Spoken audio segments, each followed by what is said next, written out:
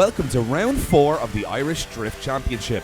Competitors are ready for battle at Cork Marts Fermoy, a custom-built track which incorporates high-speed wall running and tight technical transitions. Against varying weather conditions, Irish drifters would put on a show like no other as the action came thick and fast all weekend. Fermoy would go down as the most exciting IDC event in recent history as the cream of Irish talent would hold nothing back in search of a podium.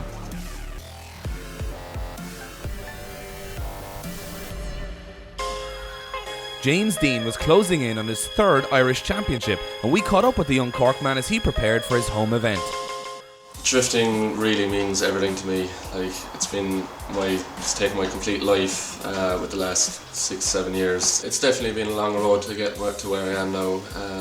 In 2008, when we were travelling across Europe, we were nearly in a different country every couple of weeks, and for that I decided to leave school and just concentrate fully on drifting. As soon as I was 15 years old, that was the age at the time, the youngest age you could enter drifting. I bought a Ford Sierra. I'd been practicing before I actually turned 15. And next thing, we saved up more money. I bought an S14 with the help of my family and my confirmation money, everything I could get together.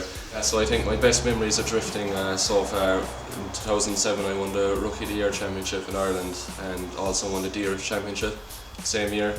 2008 I won the Pro Drift Irish Championship and also won the European Championship, and we got invited over to Long Beach in California by Formula Drift for the Red Bull World Drifting Championships. 2010 I won the Irish Championship again. 2011 I won the Drift All-Stars European Championship, and there's some of my best memories also competing in the 2010 Formula D. I did 4 rounds over there and I had 2 top 8 finishes, and that was a crazy feeling as well. The road into this season so far has been crazy. Even from as soon as last season finished, I've been working on the car, just rebuilt it from scratch, just to make it 100% reliable and try to get all the bugs out of it. But so far it's been an amazing season. Still to this day, I could go to the next round of competition and in practice before my first run I'll be shaking inside the car with nerves and adrenaline. I'm always trying to constantly improve, and I think I still have a lot to learn, and I want to keep learning and try to be the best that I can be.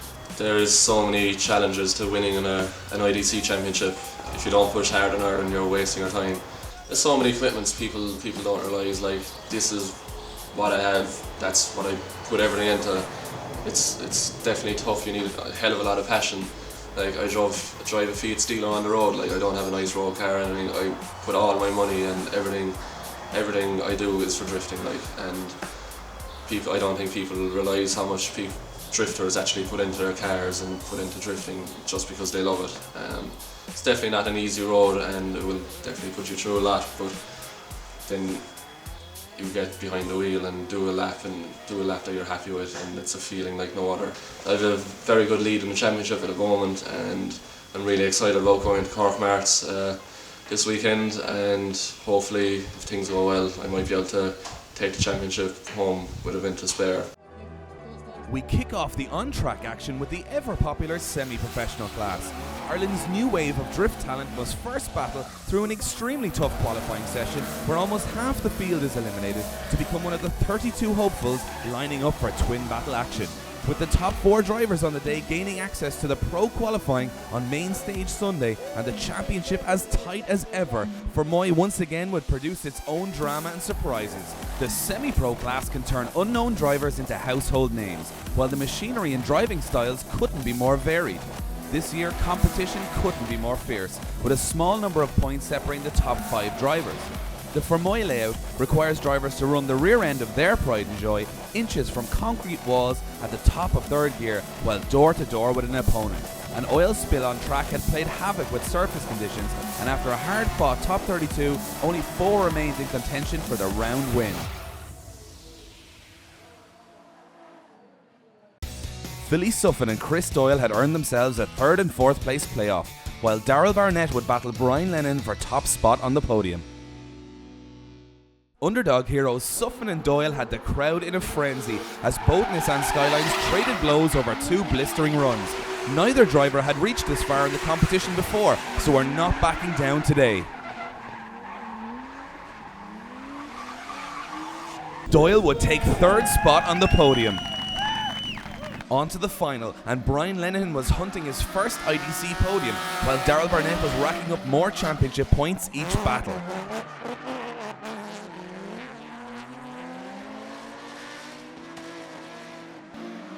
Lennon puts in a solid chase run, but Barnett shows the IDC faithful his aggression once again, making huge dives on Lenihan's rear bumper. Both drivers were pushing extremely hard, and the judges' final decision would not be an easy one. Barnett takes the win, and his second semi-pro round win of the year. Unbelievable. Once in a lifetime experience, just over the moon, I can't believe it. Absolutely delighted to saw him. I suppose got fairly lucky. Well, we qualified well. Got fairly lucky in the top 32 and top 16. So in the top 8 as well against Cullen Carberry, but happy now after that. So yeah, delighted. Completely incredible day. Like, I was struggling a wee bit in practice, but got it together for the battles. Just delighted. Can't wait for tomorrow.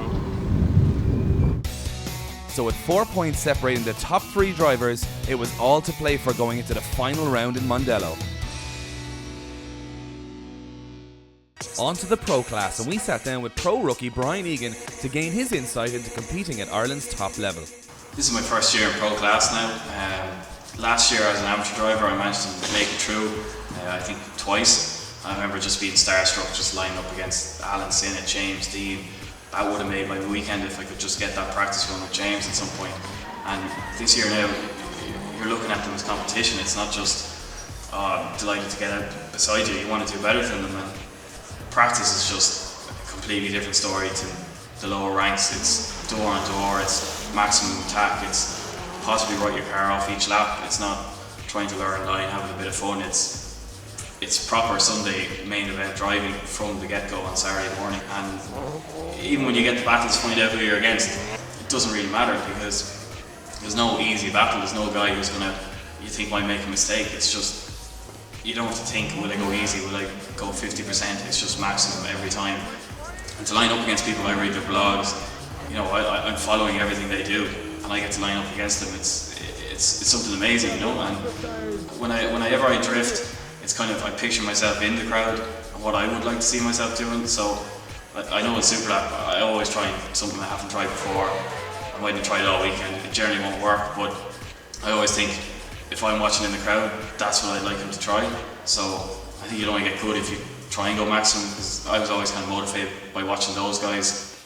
Let's have a look at what went down at rounds 1 to 3. James Dean continues to dominate proceedings with victory at round 1, a second place in Punchestown, and top spot again at round 3 in Ennis. He goes into Fermoy with a huge points lead in the championship. James had now racked up over 50 podiums in his career and would undeniably be the highest ranked Irish driver if he could secure a record-breaking third championship. Jap Speed's Shane O'Sullivan podiumed twice at rounds 1 and 2, but a collision with Mike Dean in Ennis meant he was looking like an outside bet for the championship. The Galway man would need a big result at round 4. And Mike Dean goes through to the top 8. Big round of applause. 17-year-old Dwayne McKeever was finding incredible form mid-season and was sitting third in the championship off the back of his podium in Ennis. Dwayne had been plagued by mechanical issues last season, but this year had proven he is a force to be reckoned with, especially in twin battle scenarios, with few able to match his aggression. It was time for pro qualifying, and the judges explained what was required from each driver in order to make the top 16. Line, speed and clipping zones were the order of the day. The time for talk was over, and the best in the business prepared to battle it out at Main Stage Sunday. The unmistakable roar of John McCarthy's M5 V8 powered E36 thundered around the Fermoy track. After an up and down season, the Nanking Tyres sponsored McCarthy looked hungry this weekend and did enough to score 91 from the judges. The constant showman got 6th and will be one to watch this weekend. Mike Fitz was really getting to grips with his 1.3 litre rotary powered Mazda RX-7. The Hankook Tyres driver was putting in some blistering runs in practice and held his nerve to put on an excellent qualifying run and enough for 5th.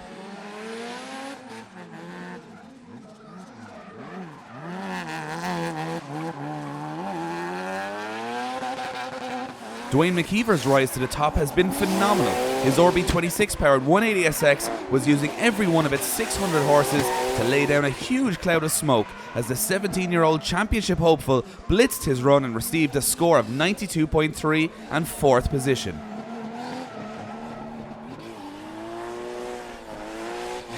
Chris Brady made his return to the pro class in his custom-built Toyota 1JZ powered S14.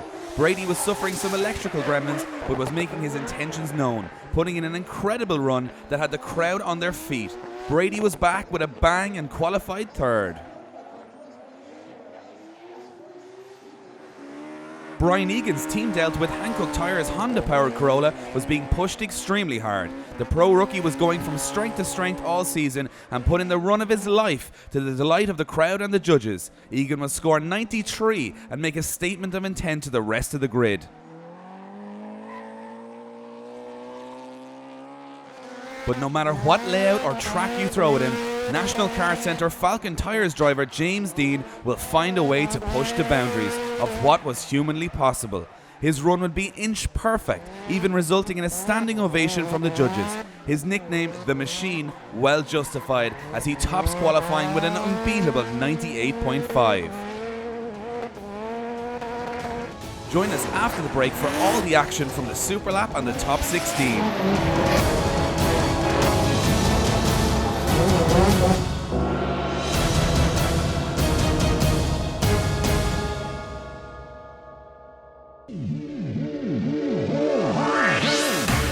Welcome back to round 4 of the Irish Drift Championship, brought to you from Cork Marts Fermoy.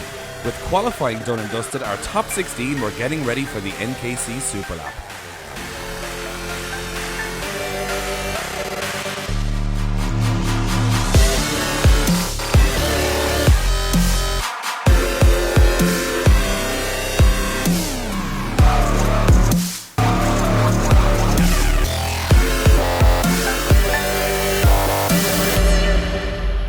Up next, the NKC Superlap, where each driver has one run to score a maximum of 30 and remains centre track until the score is beaten. Paul Murphy in the 600 brake horsepower Pink Panther would make his return and kick off the scoring with a 19. Hankook Tyres' Adrian Walsh was suffering mechanical issues, but despite these scored an impressive 21.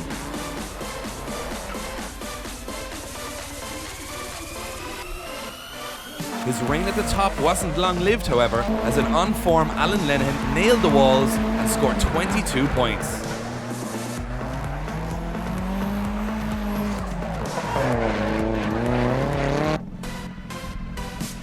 ...2011 champion Alan Sinnott in his Low-Brain Drifters Achilles Tyres S14 would put in his best run of the weekend and score a near unbeatable 27. While Sinnott sat centre track, the heavens opened, and the track surface turned to glass for the remaining couple of drivers.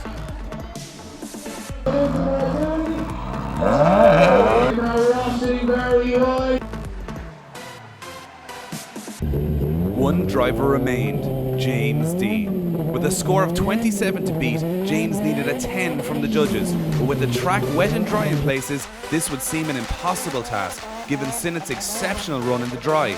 What happened next was nothing short of breathtaking.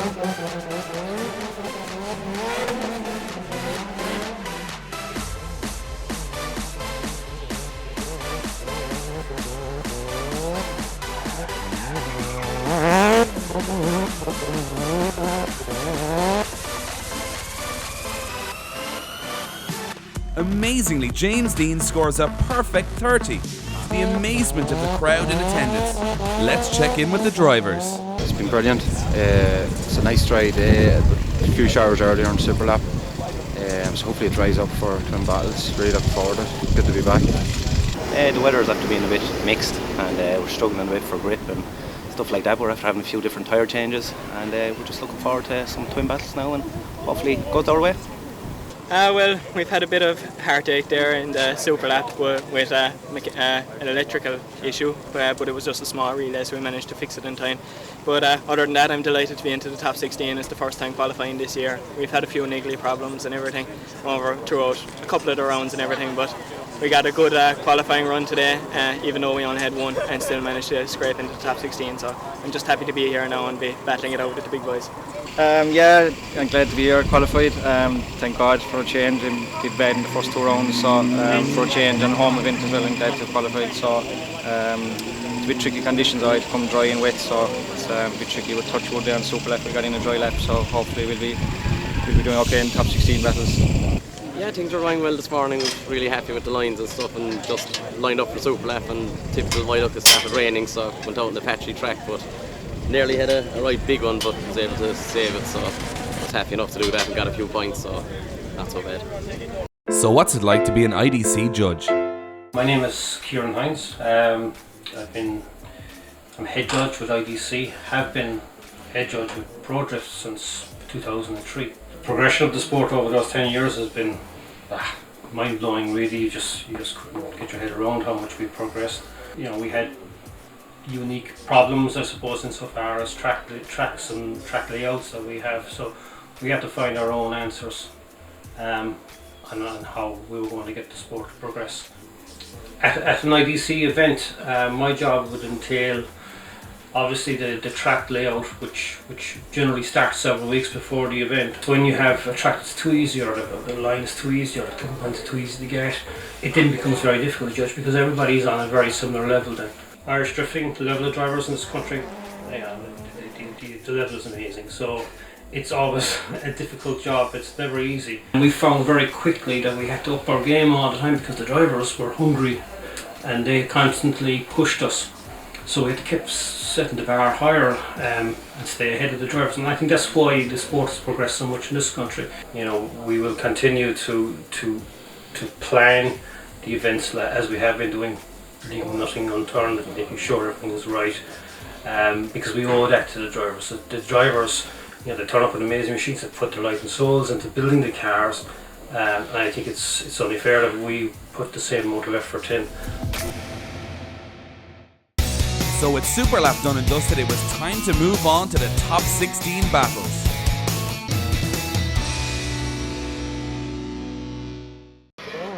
James Dean would prove too strong for pro rookie Kevin O'Connell and progress to the Great 8. Paul Murphy couldn't shake an aggressive Mike Dean, and Dean gets the call from the judges.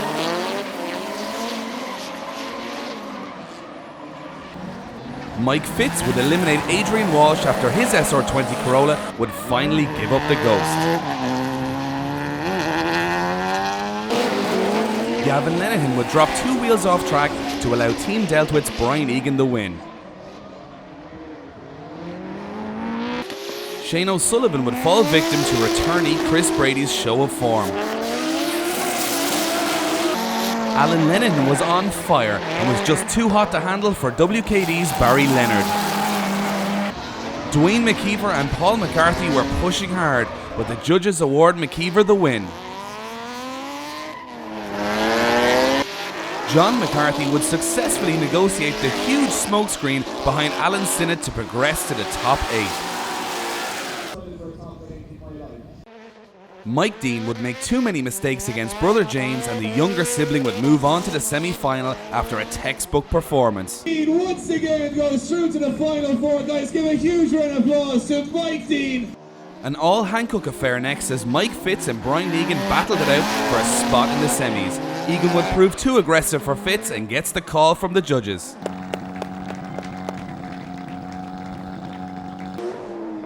Mechanical failure would see Chris Brady forfeit to Alan Lenihan and prove there was still some bugs to be ironed out of the new machine.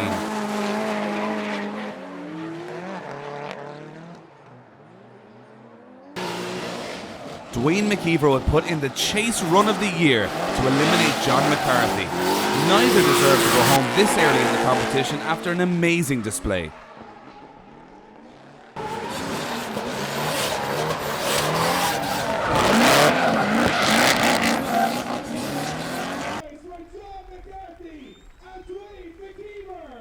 pro rookie Brian Egan would meet James Dean in our first semi-final. Egan would throw everything he could at Dean, but our 2013 champion would outclass his opponent over the 2 runs, and Egan would make the judges' decision even easier by spinning out. Alan Lenihan's dream weekend was continuing as he beat Dwayne McKeever and booked himself a spot in the final. Brian Egan and Dwayne McKeever would battle for 3rd spot on the podium. Egan had never reached this far in pro competition and was certainly taking risks, throwing his 250 brake horsepower Corolla at McKeever's rear bumper and diving at every opportunity. The Hancock supported driver would leave it all on the track, and McKeever certainly had a fight on his hands. Second run, and McKeever had reported a problem with his gearbox. It certainly didn't stop him from pushing extremely hard right round the Fermoy circuit. The crowd were on their feet as the 17-year-old would try and match Egan's aggression on the first run.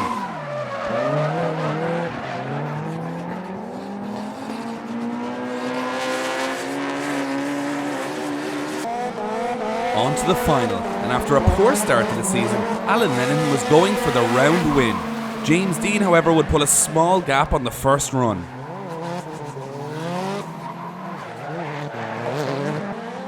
Last run of the day, and James Dean is door to door with Lenihan from the off. Could he crown his championship with a round victory all in one day?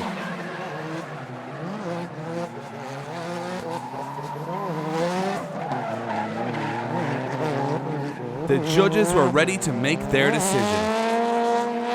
Brian Egan takes 3rd place on the podium.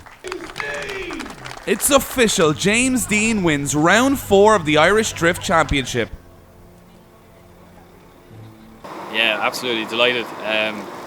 Just really enjoyed this track, really suited the car, and to get to my first semi-finals and end up in 3rd place is just unbelievable. Got to battle my hero James and lost obviously, but just can't believe it. Just over the moon really, to be honest with you. And big thanks to Hancock Tyres, just been unbelievable this weekend.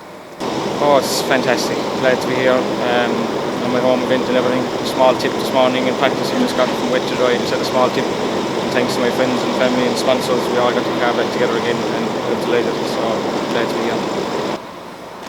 I don't think I've ever had a feeling like this.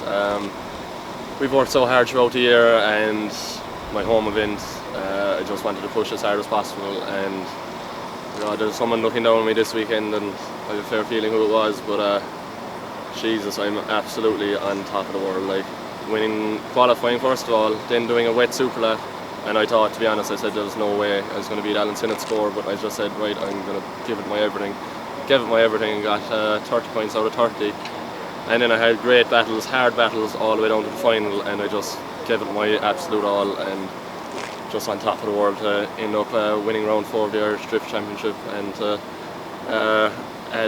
another bonus was winning the championship around in advance. I never even thought that would be possible, like, but it's just been a great year. Like, I've had great support, like my family, my friends, Michael Sheen, who's come all over with me and helped me at every event, preparing the car, everything.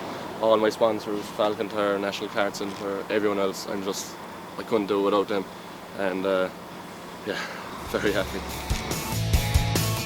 So with an amazing 126 points from 4 rounds, James Dean takes the championship, but it's wide open for second. So that's all the time we've got for round 4 of the Irish Drift Championship. We look forward to seeing you at our final round on the 8th of September at Mondello Park.